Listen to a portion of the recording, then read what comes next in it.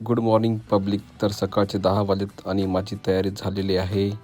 इथे मस्त गरम गरम ढिंडरे होत आहे आणि मस्तपैकी ताट वाढून मी बाहेर जेवायला बसलो. आमच्याकडे हा आयटम फक्त संक्रांतीलाच करता. आज आईने माझ्यासाठी खास बनवलं होतं. तर 3-4 ढिंडरे मस्त धपाधप खाल्ले आणि सोबत सलाड म्हणून गाजर होता आणि मस्तपैकी ताव मारला आणि आपली लाल परी घेऊन हर्सूलला निघालो.